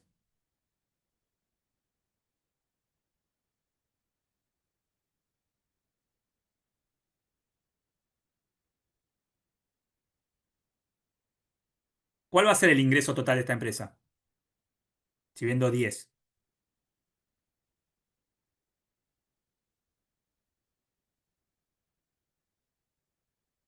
Imagínense que el precio es, ahora para que lo entiendan, 5. Qué horrible que me sale un número acá. ¿Cuánto va a ser el ingreso total si vende 10 unidades, chicos? De paso, estamos repasando algo que se preguntó en el primer examen parcial. ¿Mm? 50 Escucho muy bajito. sería 5 por 10, ¿no? Muy 50. bien, muy bien. O sea, 5 por 10, todo este área. ¿Sí? 5 por 10, 50. ¿sí? Si vende una unidad más, ¿m? Vendo 11. ¿El ingreso marginal qué va a ser? ¿Cuánto va a ser?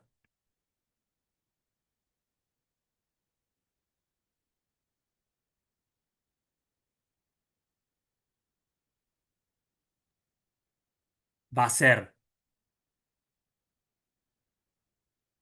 tenemos dos formas de calcularlo. O hacemos 5 por 11 menos 5 por 10, o hacemos 1, que es la diferencia, por 5, ¿no? ¿Me siguen?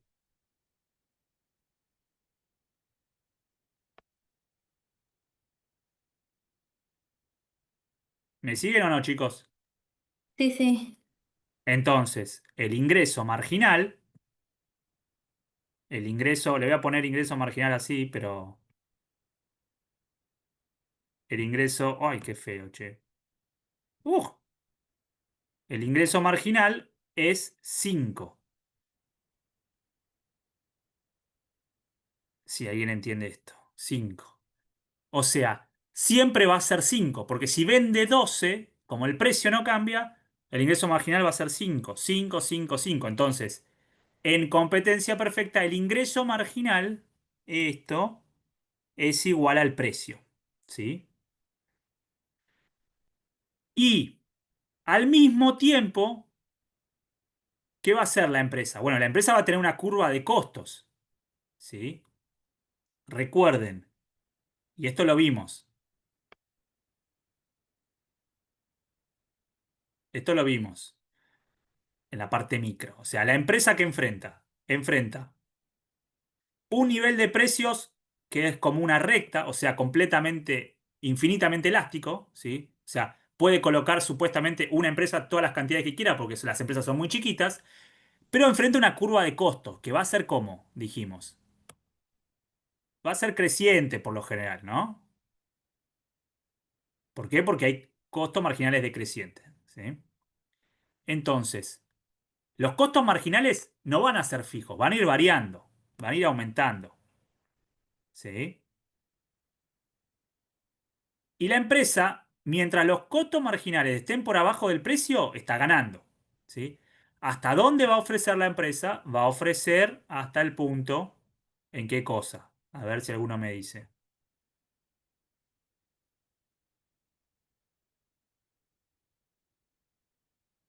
¿Hasta dónde va a ofrecer la empresa?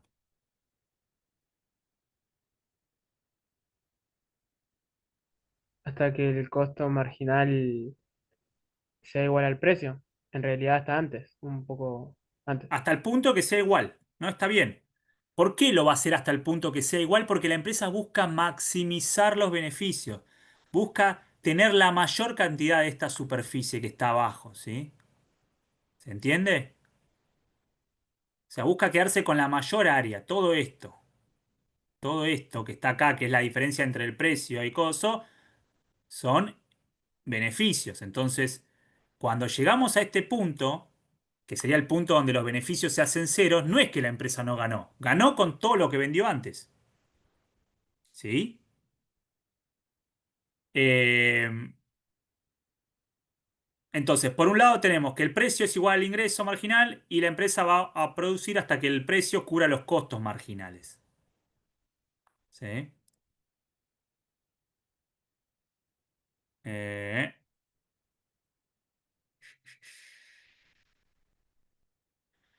entonces, una empresa que maximiza los beneficios le sirve contratar mano de obra siempre que ¿qué? Siempre que el trabajador adicional, el incremento de él es, y piénsenlo como el trabajador nuevo, ¿sí? Si tengo L trabajadores, L más uno, bueno, es ese uno, ¿sí? Es la diferencia entre L más uno y L. El trabajador adicional, por el salario que le pague, que va a representar el costo de ese trabajador, tiene que ser menor a qué? Al precio por el incremento de las cantidades. ¿Sí? Lo que vimos recién, o sea, el ingreso marginal adicional, ¿sí? Tiene que ser superior. Mientras sea así, voy a seguir contratando gente. ¿Mm? ¿Hasta qué punto? hasta el punto en que el precio, ¿sí?, por las cantidades sea igual al salario por el trabajador adicional. ¿Sí? Y si hacemos un pasaje de términos, pasamos este incremento para el otro lado y el precio para el otro lado, ¿qué es lo que terminamos teniendo? Lo que vimos recién o lo que vimos en el gráfico anterior. El incremento de las cantidades, o sea, el incremento de lo que se vende cuando cuando contrato un trabajador más, es, ¿qué cosa esto? Esto no es otra cosa que la derivada parcial o la productividad marginal. Esto es otra forma de expresar la productividad marginal del trabajo, en términos discretos. O sea, un trabajador más me genera un incremento de tantas cantidades.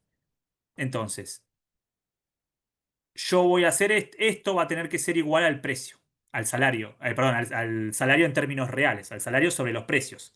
¿Sí? El precio es el precio de venta, bueno.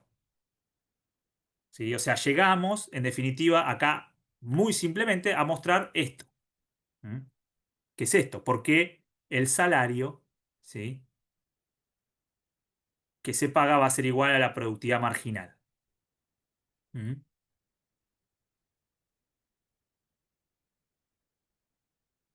Entonces, debido a que la productividad marginal, MPL, es una función decreciente, o sea, tiene una pendiente negativa respecto al trabajo. ¿Por qué? Por la ley de rendimientos marginales decreciente, ¿sí? La curva del producto marginal es equivalente a la curva de demanda de trabajo de la empresa. ¿Sí? O sea, lo que venimos diciendo, chicos, pero estoy machacando sobre lo mismo para fijar estos conceptos que me parece que son súper importantes. O sea, entender que detrás de la curva de demanda de trabajo de las empresas está la productividad marginal. ¿Sí? Y por eso hay una relación negativa. ¿Por qué? Porque las empresas, porque partimos de una idea de que la productividad de los trabajadores es marginalmente decreciente.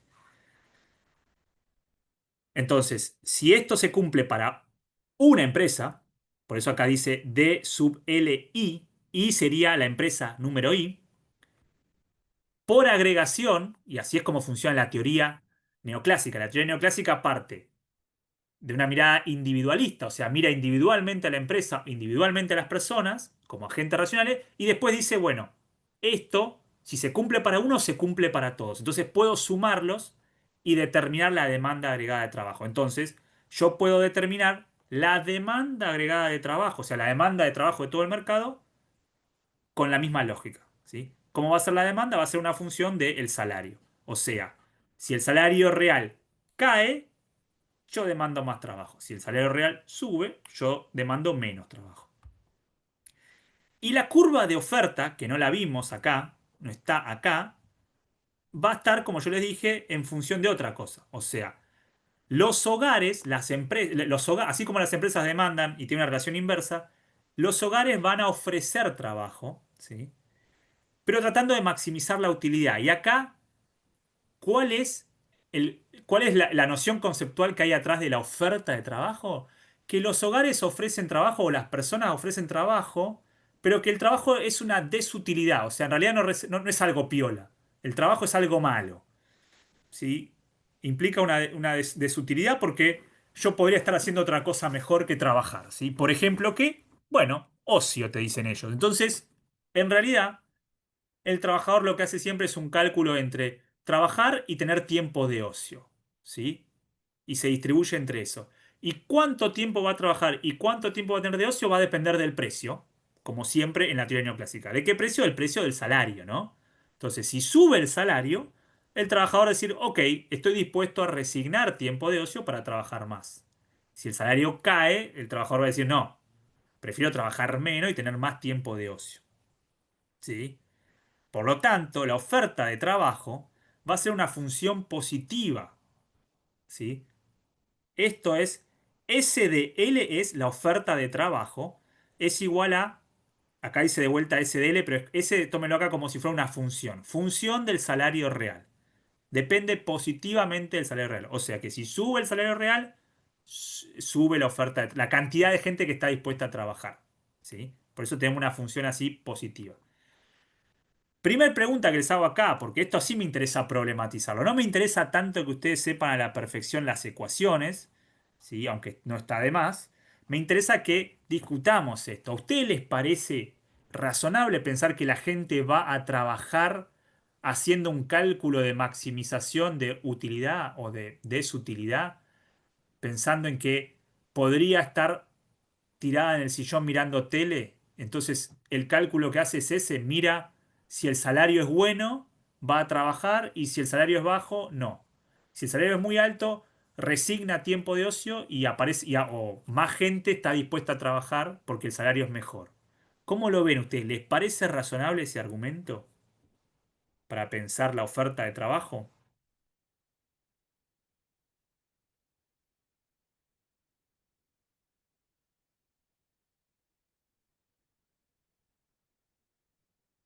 ¿Cómo lo ven? Es media rara.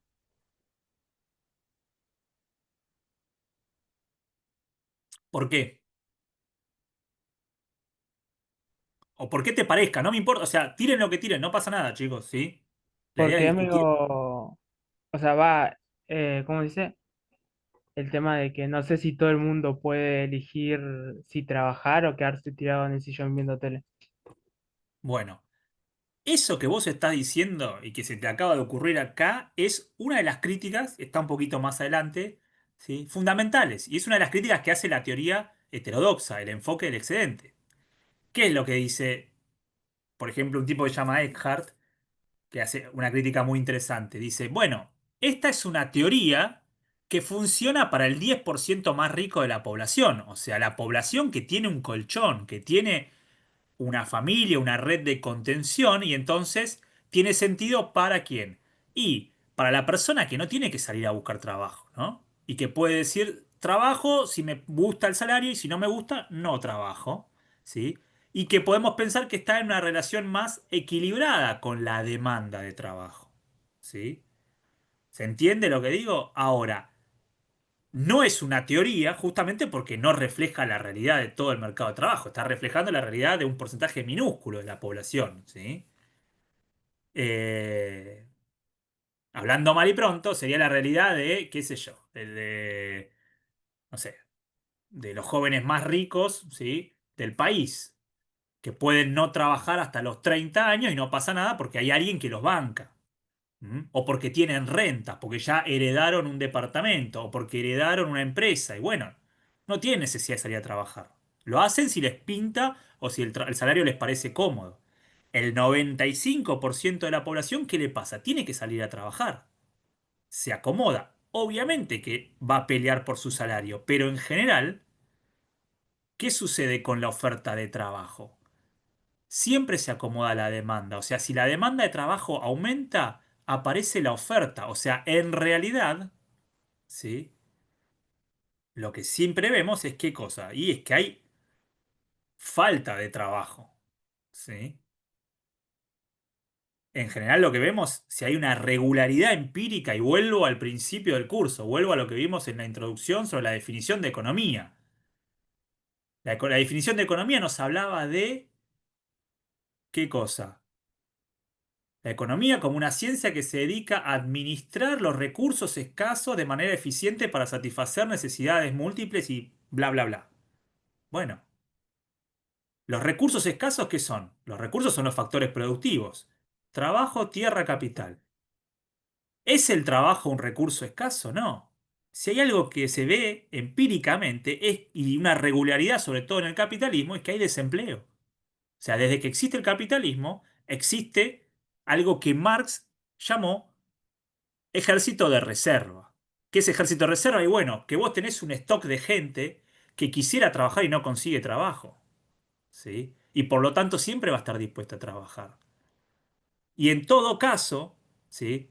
Las peleas por aumentar o bajar el salario van a depender de otros factores, ¿sí? Van a depender de el poder de organización de los trabajadores, ¿sí? De las instituciones que defienden el salario, si la existencia de un salario mínimo o no, la existencia de convenios colectivos de trabajo o no, etcétera. Pero bajo ningún punto de vista, ¿sí? El 90% de los trabajadores, ¿sí? Está tirado en la casa viendo si el salario les conviene o no para salir. No, el trabajador, y sobre todo los trabajadores precarizados, la mayoría de los trabajadores informales, sobre todo, digo, mirando la realidad argentina y la realidad latinoamericana, nos podemos, digo, no hay que irse muy lejos, sale a trabajar de lo que haya y buscar el trabajo que haya. ¿Por qué? Porque necesita un ingreso para sobrevivir. Punto. ¿Sí? ¿Se entiende? Entonces, bueno, es una primera crítica fuerte que podemos hacer a esto. La otra crítica tiene que ver con que la demanda de trabajo siempre tenga que tener una pendiente negativa. O sea, ¿por qué? Porque estamos asumiendo que siempre la productividad marginal es decreciente y en realidad, lo que yo ya les dije varias veces, pero que se ve empíricamente, es que en realidad las empresas cuando crecen, ¿sí? Se vuelven más productivas, no menos productivas. ¿Sí? Y eso incluye la productividad del trabajo. Entonces no tiene por qué haber, ¿sí?, una demanda siempre con pendiente negativa. Entonces, esto, lo que yo estoy tratando de ilustrar y demostrarles es que de acuerdo a cómo uno construya un modelito, bueno, te puede dar una cosa u otra. Este modelo con estos supuestos siempre nos va a llevar a las mismas conclusiones, que para aumentar el salario, perdón, para aumentar el trabajo, la única que queda es bajar el salario. Y, oh casualidad, ustedes que van a estar están ingresando, ¿sí?, empezando en su vida laboral, lo van a escuchar mucho en la tele y en los medios, ¿sí? Hay que bajar los salarios. Bueno, lo acaba de decir el ministro de Economía, ¿sí? Lo acaba de decir el ministro de Economía en el foro Ideas. Si no lo vieron, los invito a que lo vean para empezar a ya a palpar estas cosas, ¿sí? Hay que bajar los salarios. Es la única que ven para aumentar el empleo. Bueno. Es la única que hay para aumentar el empleo si vos asumís que se cumple la ley de 6, si vos asumís que existe la ley de rendimientos marginales decreciente y si vos asumís que la oferta de trabajo se comporta como esto. O sea, ya tenemos tres críticas para hacerle a esa perspectiva o eso, ¿no? Entonces, de nuevo, volviendo acá a la función de producción, tenemos la función de producción, ¿sí? ¿Qué va a pasar con la función de producción? Bueno, la función de producción va a tener como correlato, como espejo, ¿sí? Recuerden, de la función de producción se sale una curva que es la de productividad marginal. La curva de productividad marginal decreciente va a determinar la demanda de trabajo, que es esta curva de pendiente negativa. Y la oferta va a tener pendiente positiva por lo que ya explicamos, ¿no? Porque cuando suba el salario va a haber más gente dispuesta a ir a trabajar y achicar su tiempo de ocio. Nuevamente, como en todo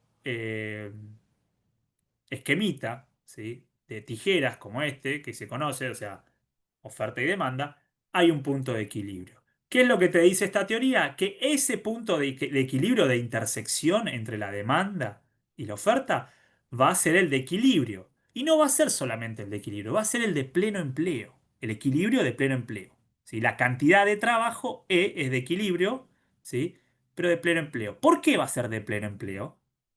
Y acá, si prestan atención, hay un pequeño detalle. Tenemos la curva de oferta y acá al lado hay otra curva. Esta curva, que tiene una leve pendiente positiva, representa la cantidad, ¿sí?, de trabajadores en condiciones de trabajar. Lo que se conoce como población, ¿sí?, eh, económicamente activa, si se quiere. En realidad es la población en condiciones de trabajar, piénsenlo. Piénsenlo como la cantidad de gente que podría trabajar, ¿sí?, que es mucha más que la de equilibrio. Entonces, una pregunta razonable, ¿cuál sería? Decir, pero espera, si vos me decís que este equilibrio es el de pleno empleo, ¿cómo puede ser que sea el de pleno empleo si yo tengo una cantidad de gente mucho mayor que puede trabajar? Bueno, acá viene otro de los argumentos más discutibles de esta teoría, ¿sí?, del mercado de trabajo. ¿Por qué? Porque es una suposición, o sea, acá se asume que, ¿qué cosa? Que a este salario, W sub P de equilibrio, vamos a encontrar un equilibrio de pleno empleo. ¿Por qué? Porque todas las personas que quieran trabajar, o sea, miren la curva de oferta, que llegan acá, van a encontrar un trabajo, ¿sí? Porque se van a cruzar con la demanda, o sea, la cantidad de gente que quiera trabajar va a encontrar trabajo, ¿sí?, a este salario. Y la gente que no, ¿sí?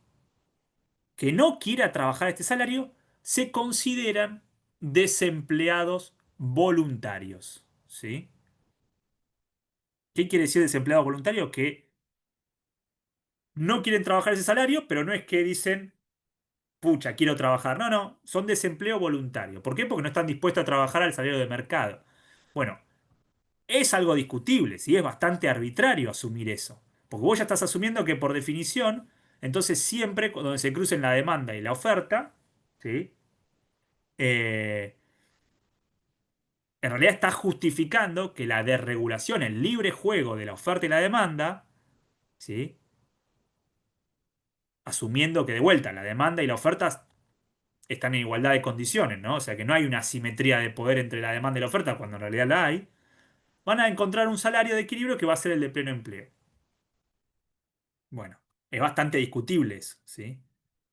Eh, los puntos estos, ¿cuáles son? Bueno, son los puntos de desequilibrio que te sirven para mostrarte cómo ajustaría el mercado. O sea, a un salario W sub P1, ¿qué va a suceder? Te dicen ellos. Recuerdan lo que vimos en micro. Si el gobierno decidiera o los sindicatos decidieran pedir salarios por encima, ¿sí? del salario de equilibrio, ¿qué sucedería? ¿Qué pasa entre G y H? ¿Alguno?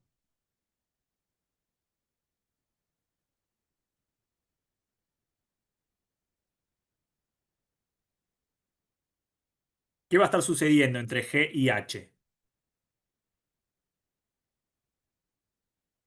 ¿Hay más oferta o más demanda?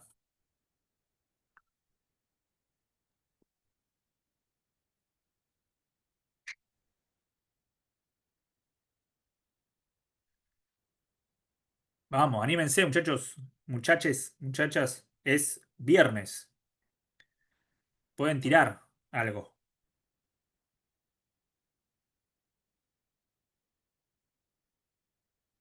Exceso de oferta. Exacto. ¿Por qué? Porque el salario es más alto, entonces hay más gente dispuesta a trabajar. Pero a este salario, ¿sí? Este salario para las empresas se condice con un nivel de productividad, ¿sí? que es compatible solamente con esta cantidad de trabajadores. Las empresas te dicen, no, a este salario, ¿sí? Yo contrato tanta gente. Más gente no puedo. Porque si contrato más gente, mi ingreso marginal, ¿sí? es menor que mis costos marginales. Entonces tengo, ¿qué cosa? Te dicen ellos. O te dice la teoría neoclásica. Desempleo. ¿Sí? Entonces, como va a haber desempleo, ¿m?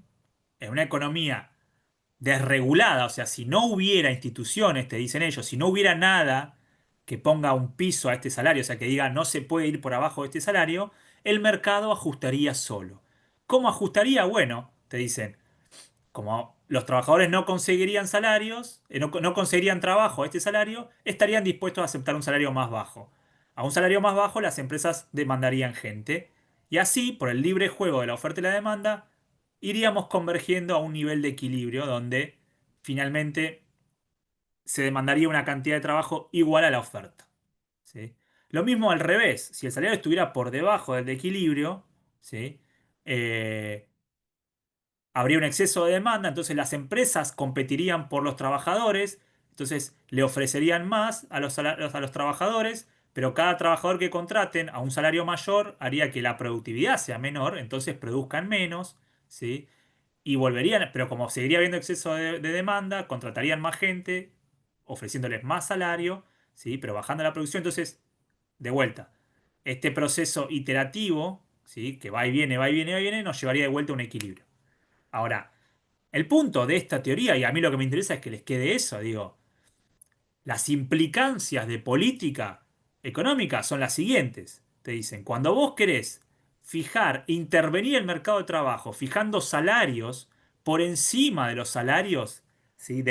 que serían los salarios de equilibrio de mercado, vas a generar desempleo. Entonces, la forma de resolver el desempleo, ¿sí? es quitando los salarios mínimos, quitando los convenios colectivos de trabajo y en lo posible, ¿sí? evitando la existencia de los sindicatos, ¿sí? Cuando vos quitas todo eso, te dicen, bueno, el libre juego de la oferta y la demanda va a encontrar un salario de equilibrio. ¿Por qué? Porque vamos a encontrar algún salario que haga que todos aquellos que estén dispuestos a trabajar ese salario, ¿sí? Encuentren un trabajo. Ahora, bajo esta lógica, y con esto cierro, chicos, porque nos queda bastante todavía, con esto cierro, bajo esta lógica, el salario de equilibrio puede ser, no, puede tener un piso bajísimo.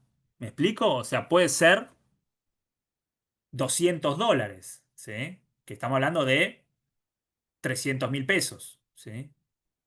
Entonces, y les pregunto a ustedes esto, esta teoría, ¿a quién creen que le sienta mejor? ¿Al lado de la demanda de trabajo, al lado del capitalista o al lado del trabajador? ¿A quién creen que beneficia? Al capitalista.